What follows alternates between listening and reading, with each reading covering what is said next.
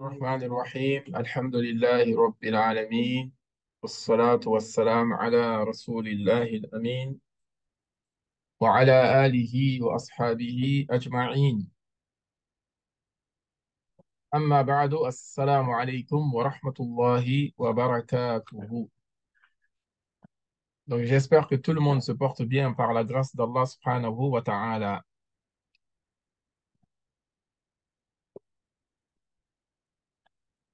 Donc aujourd'hui, Inch'Allah subhanahu wa ta'ala, nous allons aborder ce sujet qui est très important. Effacer l'hostilité est une cause pour accéder au paradis. Donc, je pense que tous ici aimeraient ardemment accéder au paradis d'Allah subhanahu wa ta'ala. Et le paradis a un prix. Et parmi les prix pour accéder au paradis, c'est le fait d'effacer de son cœur l'hostilité afin de pouvoir accéder au paradis d'Allah subhanahu wa ta'ala. Les ulama disent Safa nafs wal qalb wa tarkul ghil min asbab al-dukhul al-jannah. La pureté de l'âme, la purification du cœur et l'abandon de l'hostilité, la haine, l'animosité sont des asbab, des causes pour accéder au paradis d'Allah subhanahu wa ta'ala. Et vous savez combien de fois les différentes catégories d'animosité, de haine ont détruit des familles, des nations. C'est pour ça que les ulama disent Al-ahqadu fana'ul umam. Les différentes catégories de haine, d'animosité qui poussent les gens même vers la cruauté, à commettre des atrocités. Donc, ces différentes animosités ne sont que la disparition, les causes de disparition et les causes de destruction des nations. C'est pour cela, si nous regardons l'histoire,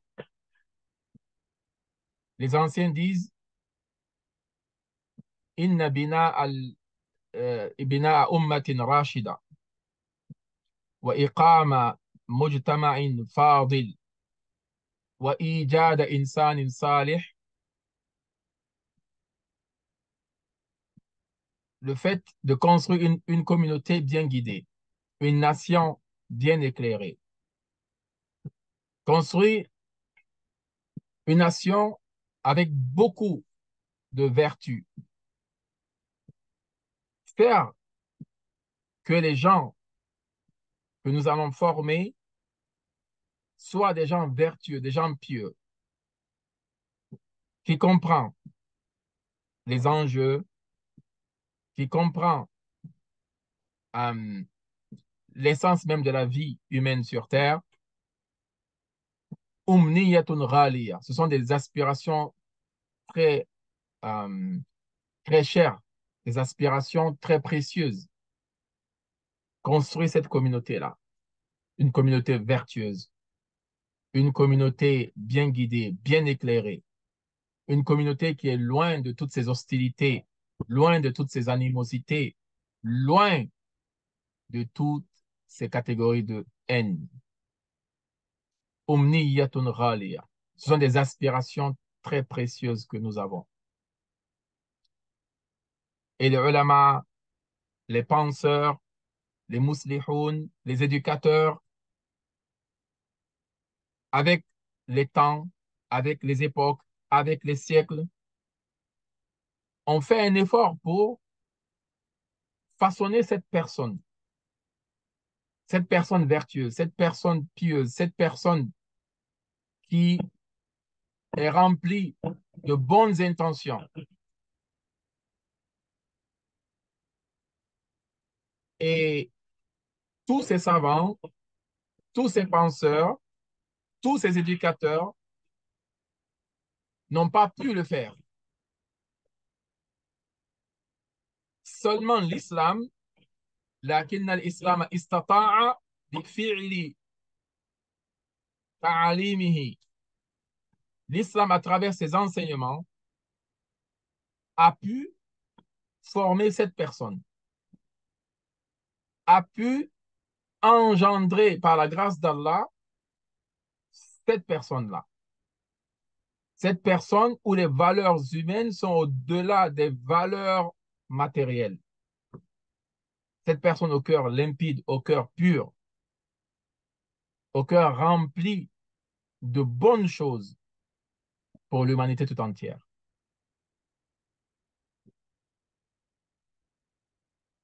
Si nous voyons de la faiblesse dans notre communauté aujourd'hui,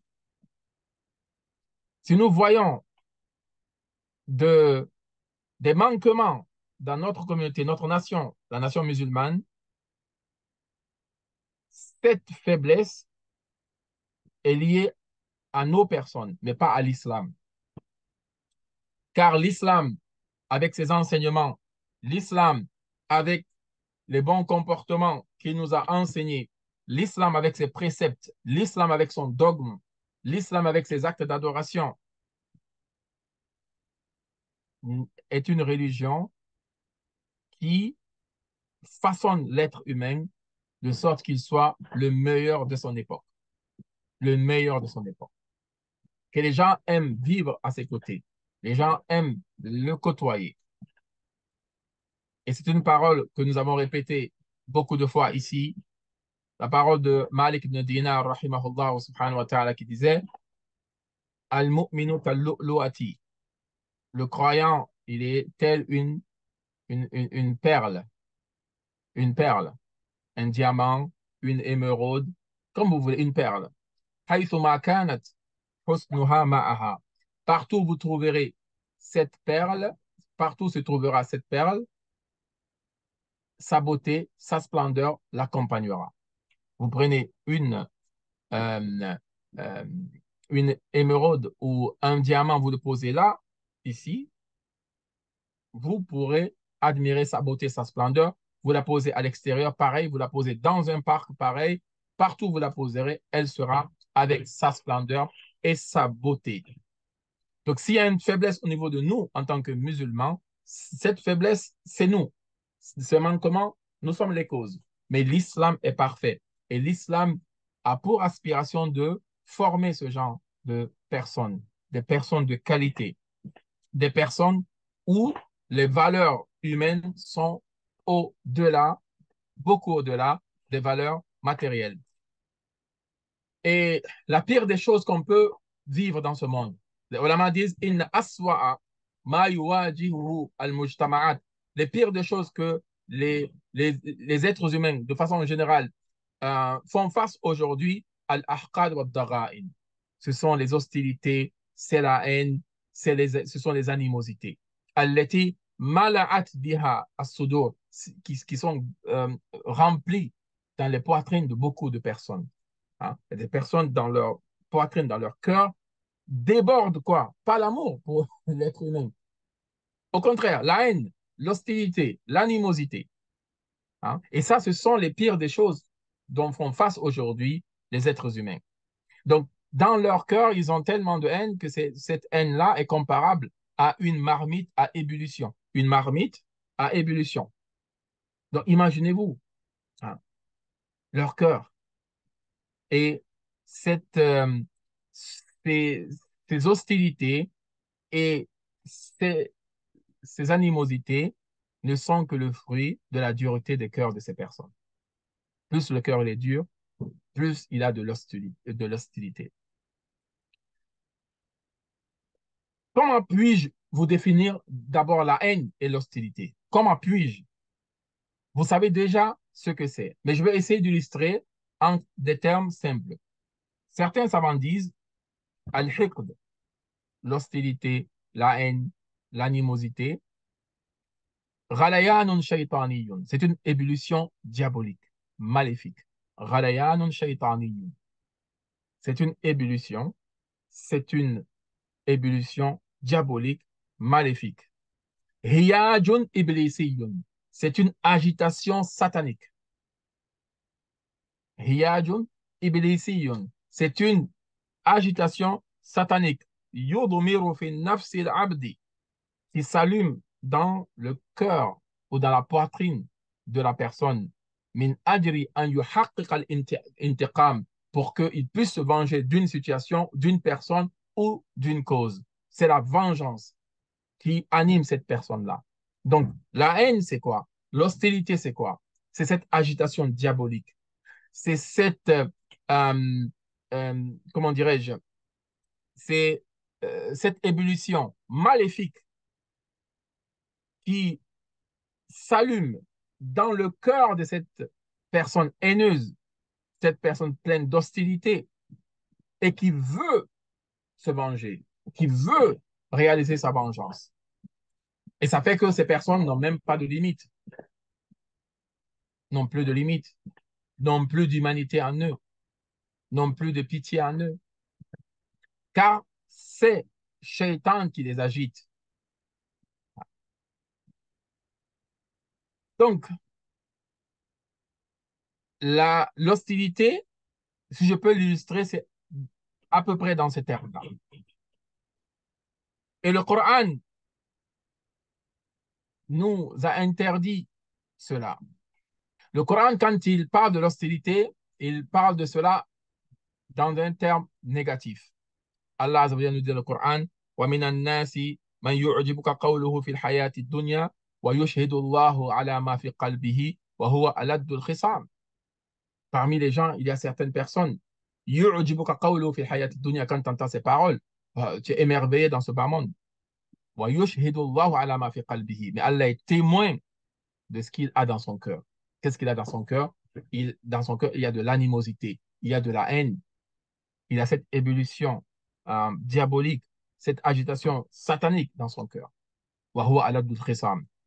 Et quand il est en litige avec quelqu'un, il est le plus, euh, le plus dur dans son animosité, dans son litige avec qui que ce soit. C'est pour cela, mes frères et sœurs en islam, écartons-nous le maximum possible de cette agitation diabolique. Le musulman est pour la justice, pas pour la vengeance, peu importe les situations, car il ne veut pas être agité par le diable, il ne veut pas être poussé par le diable, il ne veut pas de cette ébullition maléfique. Et le ulama disent, la première conséquence, c'est quoi? Man haqida qasa qalbuhu. Dès que vous commencez à avoir de l'animosité, votre cœur s'endurcit. Et ensuite, vous outrepassez les mesures. Vous dépassez les limites. Regardez aujourd'hui, malheureusement, ce qui se passe dans le monde. Hein?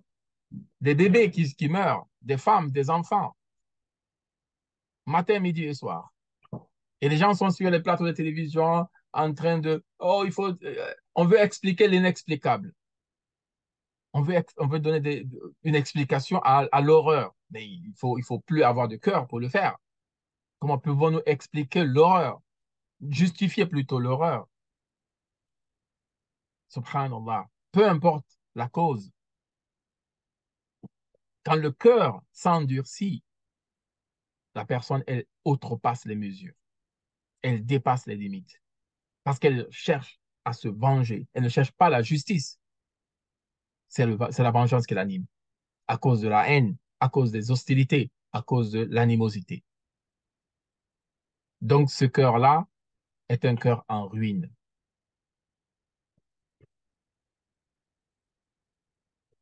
Alors que, je vais donner un exemple simple.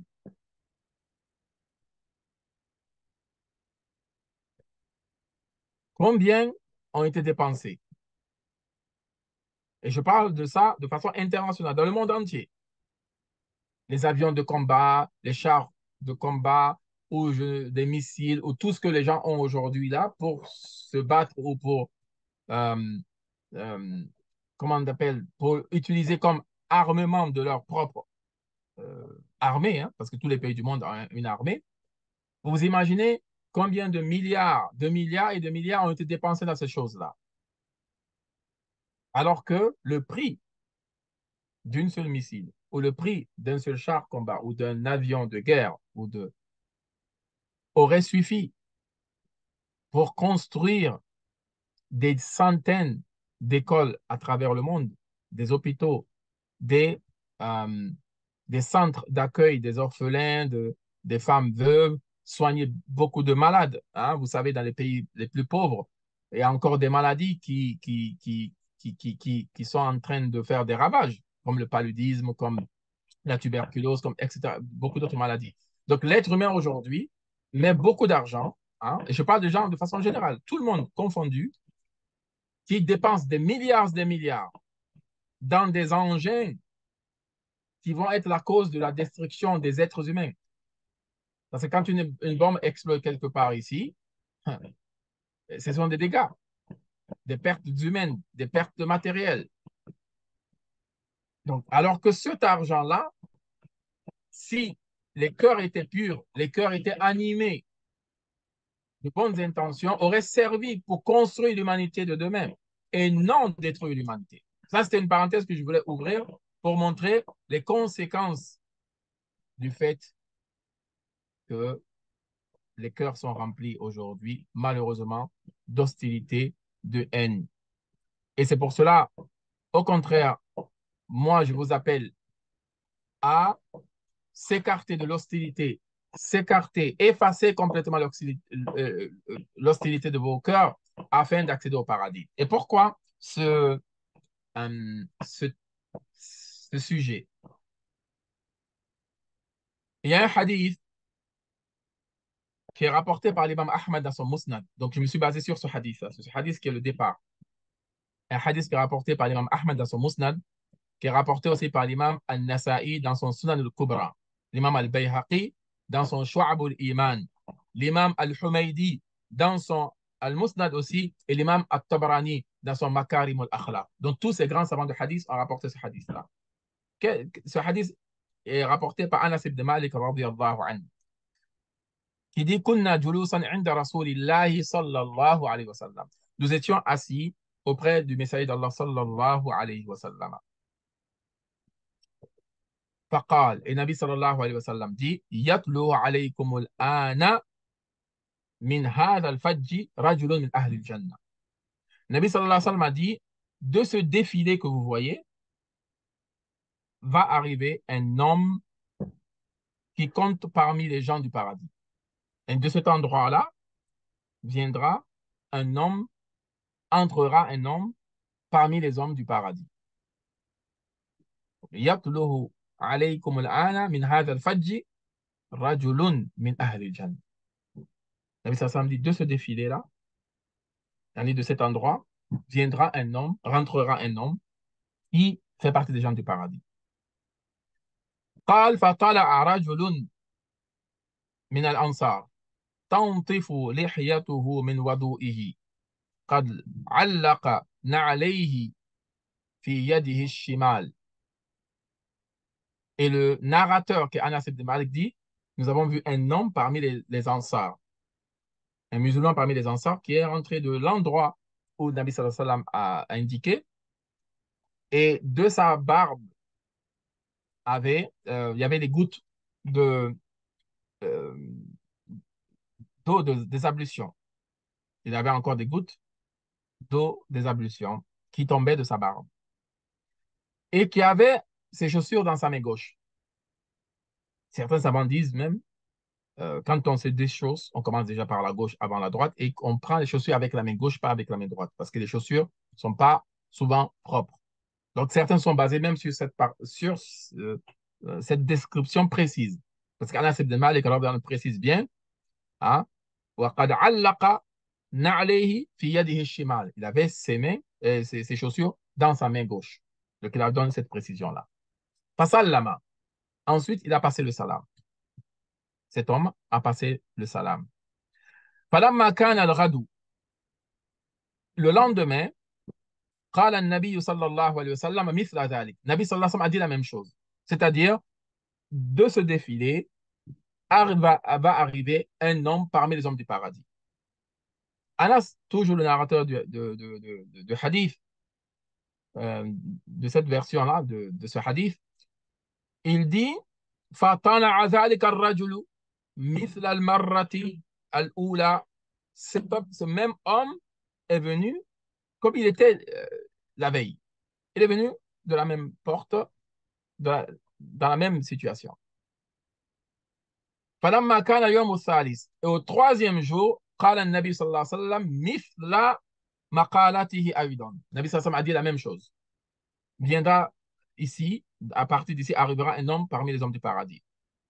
Et le narrateur nous dit فَطَلَعَ ذَلِكَ الرَّجُلُ عَلَى مِثْلِ حَالَتِهِ الْأُولَى. Cet homme est venu dans la même situation dans laquelle il était les deux précédents jours.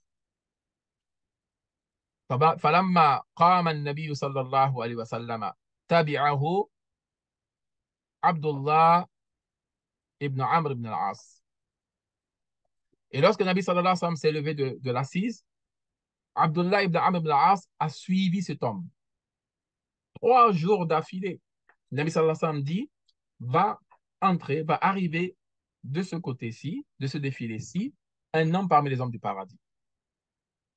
3 jours d'affilée, la même personne vient dans la même situation.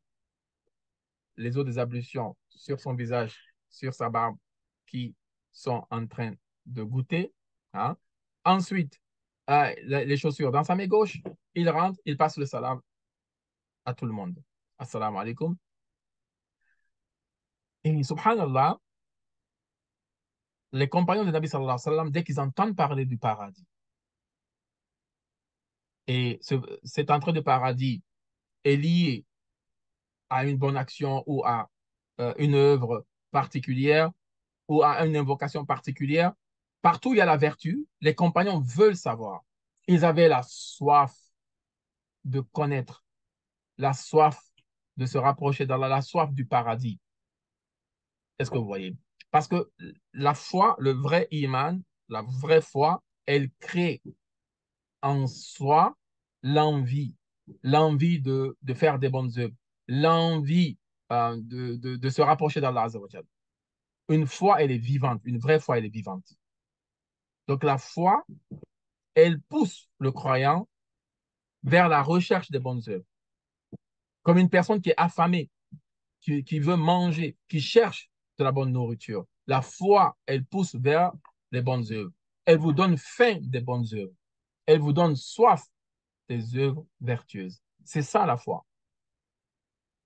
Donc, quand ses compagnons ont entendu 3 jours d'affilée, un homme du paradis arrivera de cette porte, Abdullah ibn al-As a dit, je vais le suivre. Donc, il a suivi cet homme-là. Nous choisissons nos entourages. Choisissons ceux qui nous influencent dans le bien. Ceux dont leurs paroles sont édifiantes pour nous. Ceux dont, quand on s'assoit avec eux, nous en ressortons grandis intérieurement, construits intérieurement, embellis intérieurement. Cherchons ce genre de compagnons, de ce genre de comment dirais-je, d'amitié, des personnes qui sont, euh, qui nous tirent vers le haut. Voilà, qui nous tirent vers le haut. Qui sont une cause, bien sûr,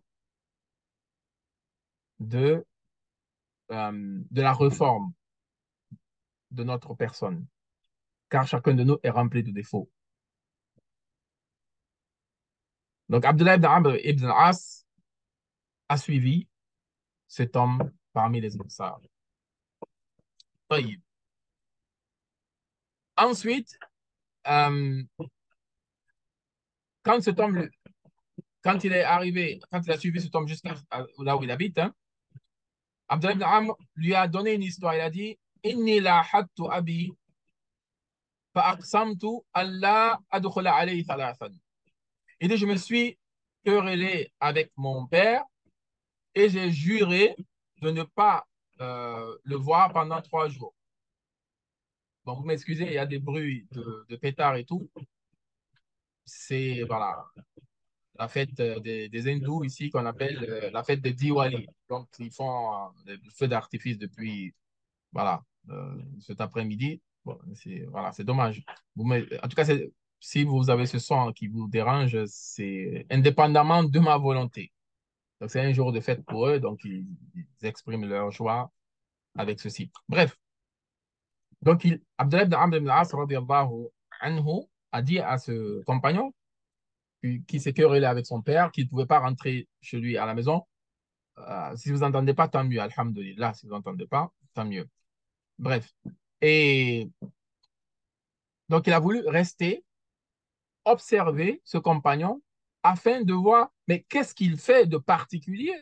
Qu'est-ce qu'il a de particulier pour que 3 jours de suite, Nabi sallallahu alayhi wa sallam dit, un homme du paradis arrivera de ce côté-ci. Un homme du paradis, 3 jours. Qu'est-ce qu'il fait de particulier? Ensuite, il dit, euh, il a passé 3 nuits avec lui. أنه بات معه 3 ليال. 3 nuits il a passé chez ce compagnon. فلم يره من يقوم الليل شيئا. Il dit, il a remarqué que c'est pas une personne qui va se lever particulièrement au milieu de la nuit et qui va commencer à prier. Sauf que إذا تعار انقلب على فراشه ذكر الله عز وجل. C'est-à-dire que il a remarqué une chose, que lorsqu'il se levait durant la nuit, c'est-à-dire qu'il changeait de côté, il faisait le dhikr d'Allah. Il se rappelait d'Allah Azza wa Jal. Ça, c'est une chose qu'il a remarquée. Il dit jusqu'à ce qu'il se lève pour la prière de Fajr. Donc, je l'ai remarqué la nuit, à chaque fois qu'il se tournait comme ça, vous savez, en pleine nuit, souvent on se réveille, on change de côté, mais à chaque fois qu'il faisait ça, il disait le nom d'Allah. Il se rappelait d'Allah. C'est une remarque qu'il a faite. Mais il a remarqué que, voilà, il ne le voyait pas se lever, prier la nuit, etc. Mais il se levait pour Fajr, par contre, jusqu'à à l'heure de Fajr.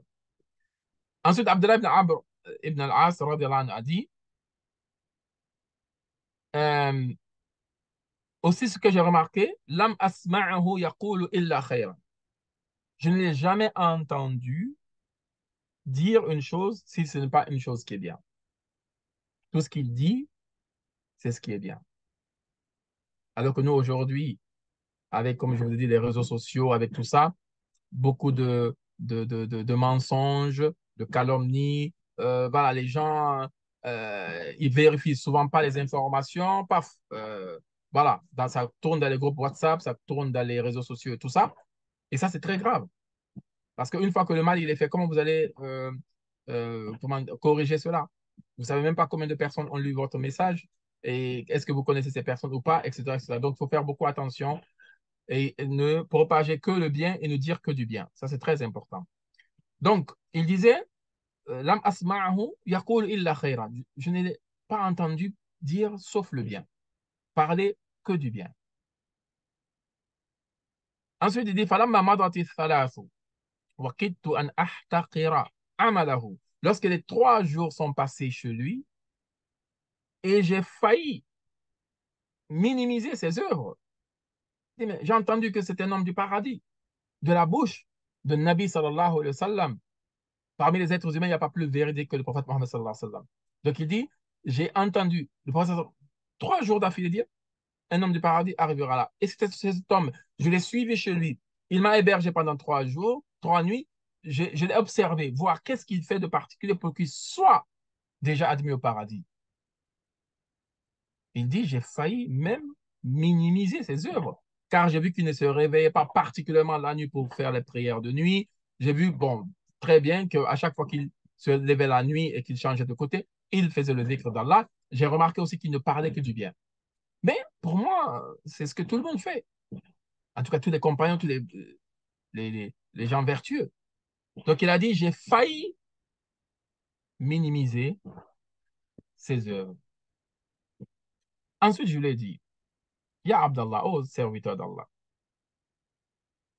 je veux te dire la vérité. Innahu lam yakun bayni wa bayna walidi ghadabun. Entre moi et mon père, il n'y avait pas eu d'embrouille. Il n'y avait pas eu tout ça.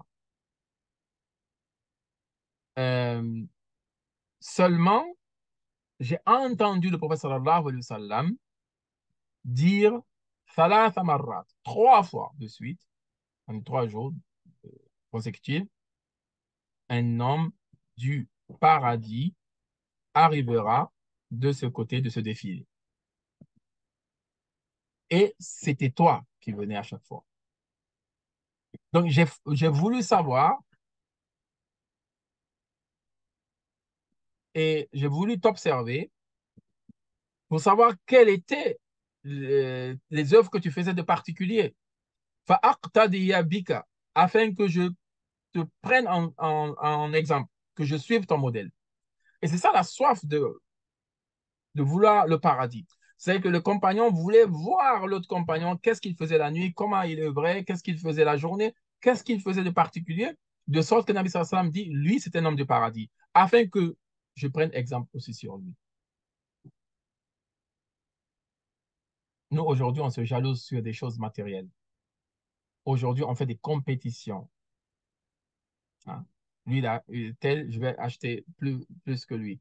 Il a le iPhone 10, je vais acheter le 15. Il a ça, je vais faire ça. Donc, dans les choses mondaines, le matériel, les gens, voilà, ils veulent surpasser tout le monde. Mais dans le din, on se contente du peu. Bon, moi, je fais déjà les 5 prières quotidiennes, alhamdulillah. Il faut dire déjà alhamdulillah. Il ne fait pas de sunnah avant les prières, après les prières. Il ne fait pas la prière de nuit. Moi, je jeûne seulement le ramadan, dit alhamdulillah déjà. Bon, il se voit déjà un grand saint, irréprochable. Donc, il ne veut pas plus, il ne cherche pas plus. Mais dans le matériel, par contre, si on lui dit, tu es payé 1 000 € par mois, mais tu peux avoir jusqu'à 4 000 €, 5 000 € par mois. Mais comment je peux avoir, mais œuvre encore plus, travaille encore plus? Qui va refuser cela? Il va accepter. On peut doubler, tripler, quadrupler ton salaire si tu œuvres plus, si tu travailles plus. Donc, dans le din, on se contente du minimum. Dans le dunya, on n'a pas de limite. Quelle intelligence, quel changement aussi par rapport à nos anciens pieux. Quel changement. Les compagnons, leur calcul, c'était par rapport à l'au-delà. Comment avoir la satisfaction d'Allah? Comment accéder au paradis? Quelles sont les voies et moyens qui me faciliteront d'accéder au paradis d'Allah? Quelles sont les voies et les moyens qui feront que Allah va m'aimer? Les anges d'Allah vont m'aimer. Étant sur terre, marchant sur terre, les habitants des cieux même. C'était ça leur façon de voir. C'était ça leur aspiration. C'était ça leur intention. C'était ça leur objectif. L'amour des gens d'ici. Nous, aujourd'hui, c'est quoi? Malheureusement. Wallahu al-musta'an. Tayyib. Donc, une fois qu'il s'est confié, il a dit, voilà la réalité, j'ai voulu t'observer, voir ce que tu faisais. Et l'homme, vous savez, les hommes pieux, vertueux, les gens du paradis, parmi leurs caractéristiques, c'est le fait qu'ils soient humbles.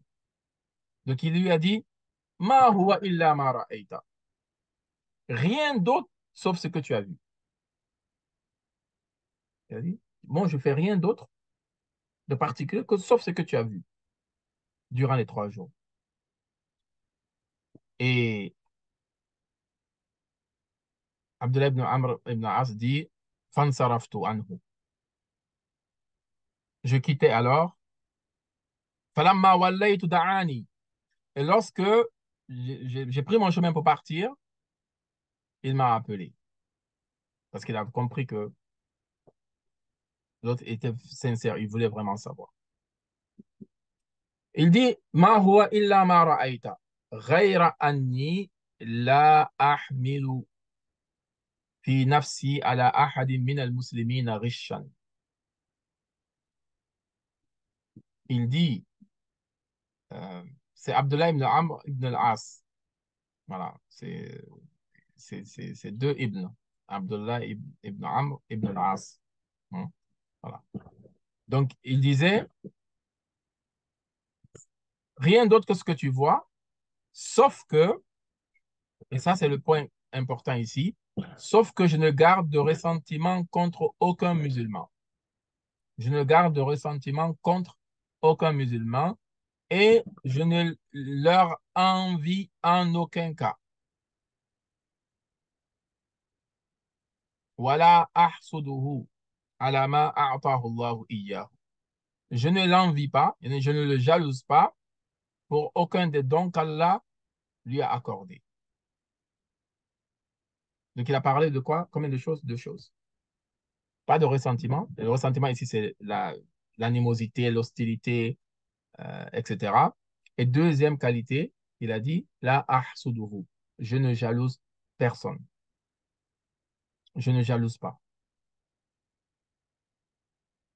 Et regardez la réponse de Abdullah ibn Amr ibn al-As, radiyallahu anhu. Il lui a dit, هذه التي بلغتك وهي التي لا نطيق. Subhanallah. Abdullah ibn Amr ibn al-As, radiyallahu anhu, lui a dit, هذه التي بلغتك, voilà alors ce qui t'a fait parvenir jusqu'à là, jusqu'au paradis. وهي التي لا نطيق, et qui est au-dessus de nos forces. Et qui le dit? Un compagnon vertueux. Il dit, c'est au-dessus de nos forces. Et aujourd'hui, que dirons-nous, que dirais-je, moi, à notre époque, si Abdullah ibn Amr ibn al-As, radiallahu anhuma, a dit cela, voilà un auteur. Et cela au-dessus de nos forces. Que, que pouvons-nous dire, nous, ici, aujourd'hui? Subhanallah. Ne pas jalouser, ne pas avoir d'hostilité, d'animosité dans son cœur. Mais ce sont les deux grands fléaux de notre société aujourd'hui. Donc, ce compagnon-là, 3 fois de suite, 3 jours, Nabi sallallahu alayhi wa sallam dit, un homme du paradis arrivera de ce côté. Et quelle était son œuvre particulière? Ces deux choses-là. Parce que le reste, tout le monde le fait. Prier, euh, etc., faire le dhikr d'Allah, tout le monde le fait. Tous les croyants de leur époque, alhamdulillah. Mais il a dit, je ne garde aucun ressentiment. Subhanallah, il y a des gens aujourd'hui, ils n'arrivent pas à dormir. Tellement ils ont de la haine contre les autres. Ils n'arrivent même pas à dormir. Et il y a des personnes qui se réjouissent quand l'autre est dans les difficultés, dans la galère, dans la maladie. Subhanallah. Comment pouvons-nous arriver à cette bassesse? Et l'autre preuve aussi, c'est le hadith que l'imam Malik rahimahullah, a rapporté dans son Muwatta. D'après Ata ibn Abdullah al-Khurasani, le Nabi sallallahu alayhi wa sallam a dit, Rasulullah sallallahu alayhi wa sallam a dit, Tasafahu yadhhabu al-ghillu wa tahadaw tahabbu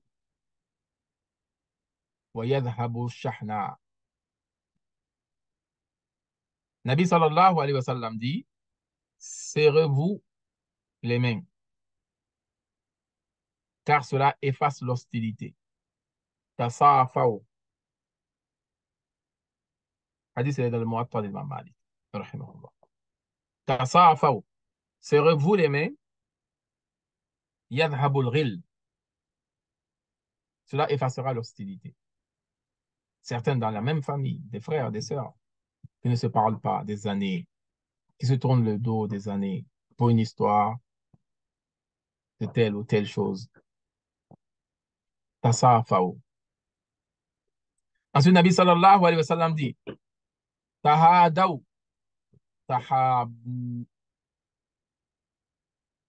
C'est-à-dire, faites-vous des présents, offrez-vous des cadeaux afin que vous puissiez vous entre-aimer. Et enfin, Nabi sallallahu alayhi wa sallam dit, وَيَذْهَبُ الشَّحْنَةُ. Et cela éliminera l'animosité entre vous. Musafaha, se serrer les mains, s'offrir des cadeaux. Cela sera la cause d'éliminer l'animosité dans les cœurs. Et Al-Hassan al-Basri rahmatullah alayhi disait, Al-Musafaha tazidu fil mawaddati, que le fait de se serrer les mains augmente l'amour, la fraternité. Et avant que les mains se croisent, il faut que les cœurs se croisent. Avant que les mains se serrent, il faut que votre cœur et le cœur de la personne qui est en face de vous se croisent. Avant que ces mains s'entremêlent, il faut que le cœur s'entremêle. Ça, c'est Musafaha des cœurs avant Musafaha des mains. Musafaha des cœurs avant le Musafaha des mains. Chaleur des cœurs avant chaleur des mains. Non, mais ça, c'est dans les limites de l'islam. C'est pas un homme va aller serrer la main de toutes les femmes qu'il va rencontrer sur sa route. C'est pas de ça que je parle. On reste toujours dans le cadre de din par rapport aux précisions. Bien sûr, faut rester dans le cadre. Inch'Allah.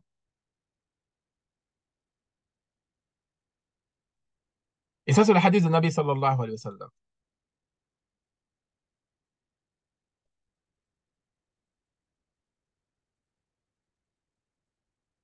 Donc, celui qui veut un des chemins qui va le mener au paradis, qu'il suive le chemin qui a été mentionné dans ce hadith-là et le hadith précédent. D'éliminer, d'éradiquer de son cœur l'animosité, le ressentiment. Et déjà, le musulman aujourd'hui est souvent victime de son propre frère musulman, de sa propre sœur musulmane. Jalousie, haine. Donc, si toi-même, en tant que musulman, tu n'as pas pitié de ton frère musulman, qu'est-ce que tu attends d'un homme musulman qui aura pitié de ton frère musulman? Si toi-même musulman, tu mets des bâtons dans les roues, dans les roues de ton frère musulman, qu'attends-tu des autres? Si toi-même musulman, tu passes tes journées et tes nuits à calomnier, à salir ton frère musulman, qu'attends-tu des autres?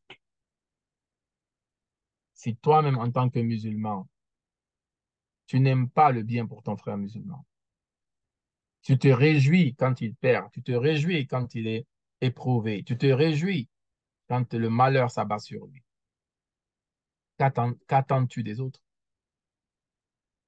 Si en, si en tant que musulman, tu arrives à toi-même être la cause que ton frère soit dans des difficultés, à comploter contre lui, à le mettre dans des situations compliquées, difficiles, et t'en réjouir, qu'attends-tu des autres?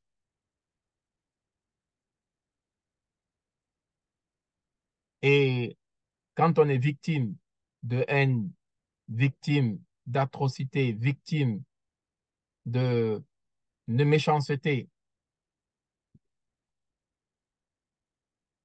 nous devons nous armer de patience. Nous devons nous armer de quoi? De patience.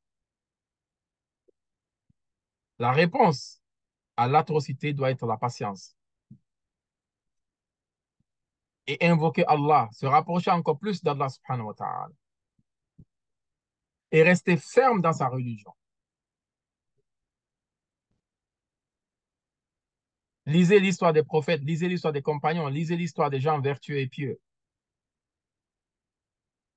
qui ont été éprouvés. Allah dans le Coran dit وَزُلْزِلُوا. Ils ont été secoués. حَتَّى يَقُولَ الرَّسُولُ وَالَّذِينَ آمَنُوا مَعَهُ مَتَى نَصْرُ اللَّهِ. Jusqu'à ce que le messager et ceux qui ont cru avec lui ont dit à quand l'aide d'Allah? Et Allah leur dit Allah inna nasra Allahi qarib. L'aide d'Allah est proche. Donc veut nous montrer ici que c'est la patience, l'invocation. Je ne veux pas être long, Inch'Allah subhanahu wa ta'ala. Je vais vous raconter une histoire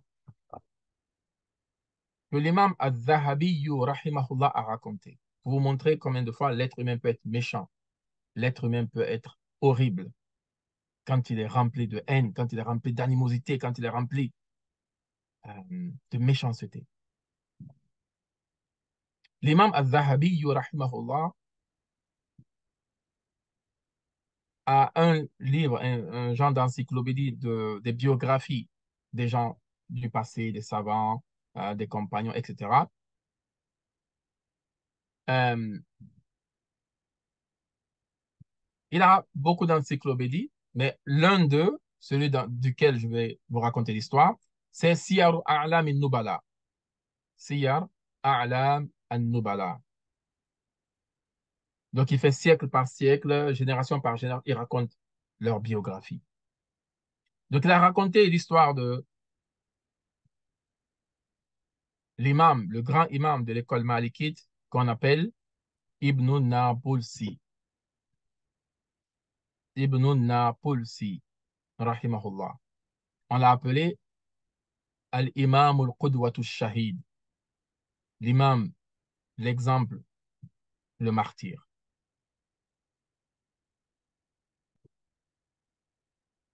L'imam al-Zahabi, rahmatullahi alayhi, en racontant son histoire, dit que cet imam avait vécu à l'époque des Ubaydiyin, la dynastie des Ubaydiyin qui régnait dans le Maghreb à l'époque. Les Ubaydiyin qui avaient dominé le Maghreb. Quand il dit le Maghreb, la Tunisie, le Maroc, de l'époque, à l'époque. Et subhanallah, ces gens-là étaient très sanguinaires, très méchants. Ceux qui ne suivaient pas leur idéologie, ceux qui ne suivaient pas leur voie, parmi les savants, parmi les musulmans de façon générale, les savants de façon particulière, étaient punis, châtiés. Et ce grand imam, un jour, il avait dit, il dit, si j'avais 10 flèches, j'aurais lancé une seule flèche contre les Byzantins de l'époque. Une seule. Et contre vous, les Ubaydiyin, j'aurais lancé 9 flèches. J'aurais tiré 9 flèches. Il avait dit ça. Et quand cette parole est arrivée à leurs oreilles, à ces sanguinaires, ces méchants Ubaydiyin, ils ont d'abord capturé son fils, le fils de ce grand savant. Ils ont dit, ils ont assassiné son fils devant lui. Et ensuite, ils lui ont demandé, ils ont dit, tu restes toujours sur ta position?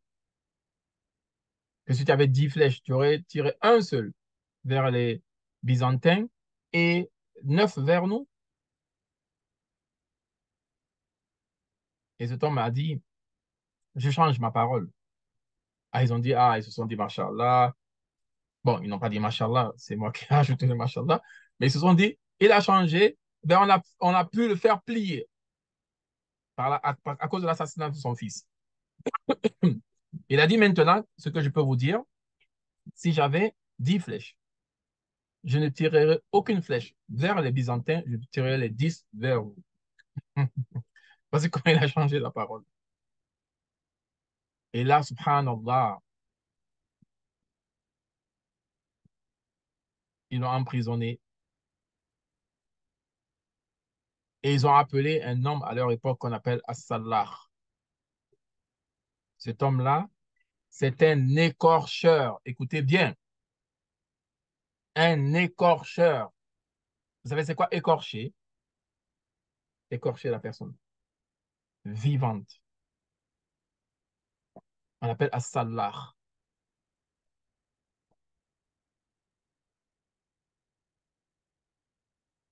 Imaginez-vous, le- quand on parle d'horreur qui se passe aujourd'hui, rentrez dans l'histoire, relisez l'histoire, vous allez voir. Les gens qui commettent des horreurs aujourd'hui suivent l'exemple des diables en chair humaine avant. C'est pour ça, nous, en tant que musulmans, il faut qu'on efface l'hostilité de nos cœurs. On s'écarte de ces humains, de ces diables sous forme humaine. Donc, ils ont appelé le salah pour l'écorcher vivant.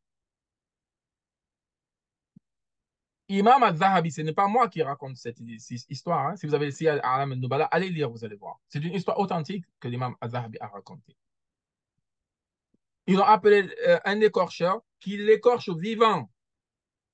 Vous voyez, même si, je sais pas si vous avez déjà vu au bled, quand il est mort un poulet, il lui enlève que les plumes, hein, alors que le poulet, il est mort. Mais quand vous voyez ça, c'est quand même impressionnant. Imaginez-vous un être humain que des gens horribles, mais méchants, lui, écorchent la peau.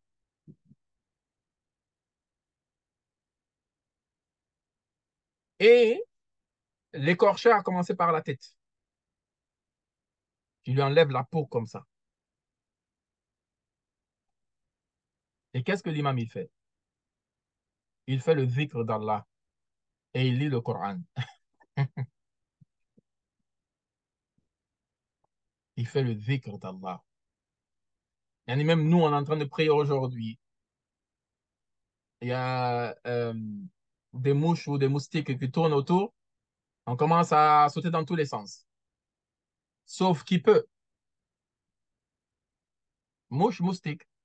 Ou si on a vu une araignée quelque part, oh là là, c'est la panique à la maison. Il est en train d'être écorché vivant. Il lit le Coran.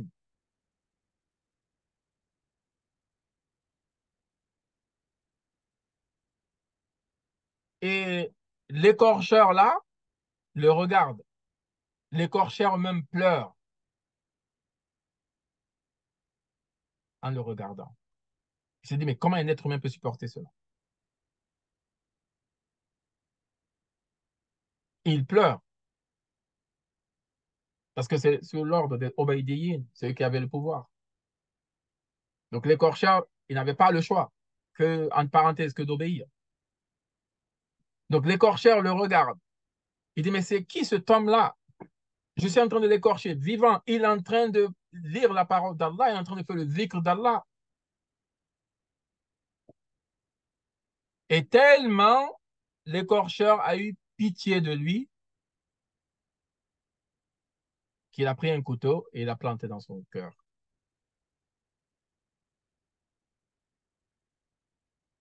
Un couteau. Et subhanallah, Imam Ad-Daraqutni,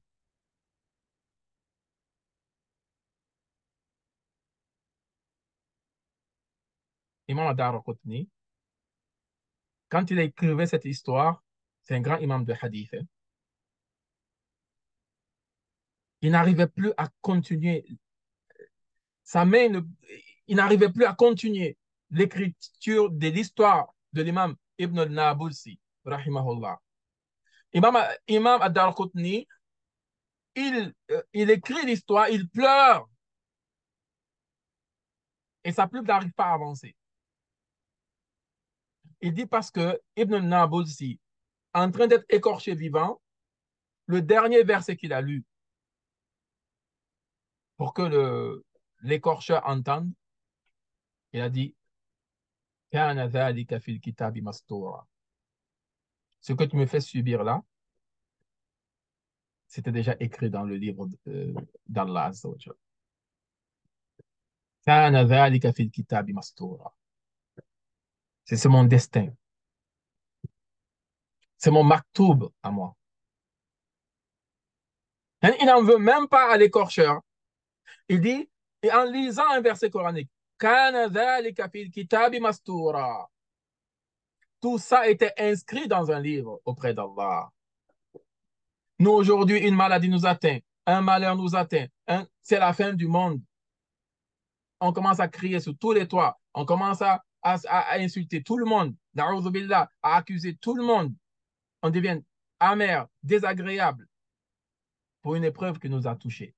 Lui, il est en train d'être écorché vivant. Son fils a été assassiné. Il est en train d'être écorché vivant et il dit ce verset.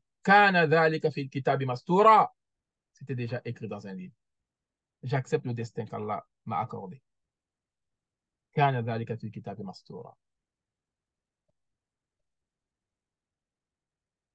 Et l'écorcheur a même eu pitié de lui. Pour abréger ses souffrances, il y a planté un couteau dans le cœur. Et subhanallah, l'imam al-Zahabi, rahimahullah, dit, quand il est mort, écoutez bien, kana yusma'u min jasadihi al-Qur'anul Karim. On entendait le Coran dans sa peau. Le Coran. Sa peau qui a été écorchée continuait la récitation du Coran. C'est moi qui le dis. Vous allez dire, oh, et c'est pas d'où il a sorti cette histoire. Siyar A'lam al-Nubala. Prenez le livre. Siyar A'lam al-Nubala. L'imam al-Dhahabi, le grand hafid. Il écrit, Kana yusma'u min jasadihi al-Qur'anul Karim.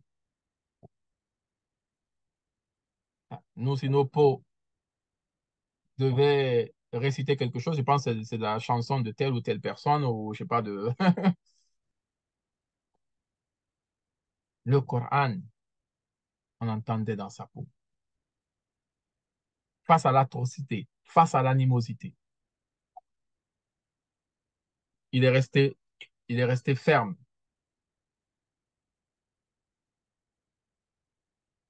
calme, en train de réciter le Coran d'Allah Azza wa Jalla. Jusqu'à ce que dans sa peau, selon ce que l'imam Zahabi a écrit. Donc, soyons du côté de ceux qui effacent l'animosité, l'hostilité de leur cœur. Pas du côté de ceux dont les cœurs sont agités par le diable. Les cœurs sont en ébullition. Soyons pas de ces personnes-là. Ébullition de haine, mais plutôt du côté des gens comme ce grand imam Ibn Napolsi, rahimahullah subhanahu wa ta'ala. Qu'Allah Azza wa Jal fasse de nous des musulmans sincères et pieux. Qu'Allah Azza wa Jal reforme nos cœurs.